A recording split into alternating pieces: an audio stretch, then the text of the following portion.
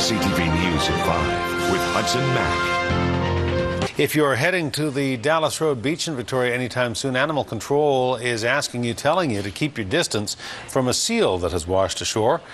The seal is resting on some rocks as it undergoes the natural process of molting. Victoria Animal Control cordoned off an area around the seal and says while it may appear that the mammal's in distress, it is not. Molting is the seal's way of shedding its skin, and when the process is over, the seal will go back into the ocean on its own. So if you're heading down to the Dallas Road Beach, you're asked to keep your pets on a leash and keep your distance from the seal as well. We should not bring our dogs around the molting seal.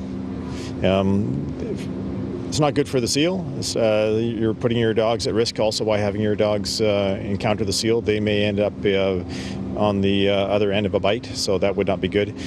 Plus, it is also a bylaw violation to let your dog harass, molest, chase, bite, attack any animal. Victoria Animal Control says it's a $300 fine if you or your pet does anything to endanger the molting seal. It is estimated that this year alone on Vancouver Island, nearly 800 men will be diagnosed with prostate cancer, and 114 of them will die from it. To prevent that number from rising and to save lives, the province is pumping millions of dollars into men's health programs to keep leading the way in prostate cancer research. Men across BC can expect to benefit from a $5 million provincial grant that's going to the Vancouver Island Prostate Centre, a world leader in research run by the Vancouver General Hospital and UBC. The Prostate Centre recently won the Excellence and World Leader in Research and Treatment of Prostate Cancer Award, and the funding will help the facility to recruit top scientists.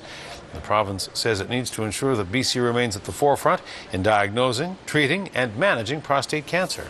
We see 2,500 patients a year, and because of the close linkages that we have established between our researchers and the clinic, we have been able to move our discoveries, and we've had some very significant discoveries, from the lab to the clinic in a very efficient manner.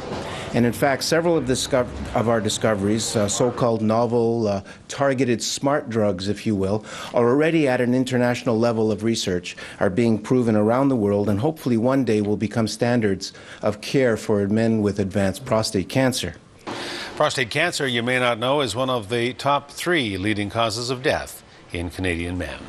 A 15-year-old girl in Nanaimo was counting her lucky stars after she was rappelled off a cliff, and while she was rappelling off a cliff, her rope snapped.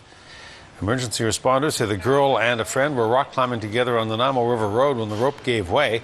That cliff's about 12 meters high. Firefighters say the girl was able to pull herself to safety. It's a fairly steep grade even at the bottom all the way down to the river, so I'm not sure exactly how far she went. She got herself up. There's a set of stairs that go all the way down, and she got herself to the top of the stairs, so she's walking and talking. BC Ambulance took the girl to the hospital to make sure she's okay. She is. The fire department says if you want to rock climb or rappel, make sure you have the right equipment and double check your gear. Firefighters say it appears this young girl was not using the proper equipment.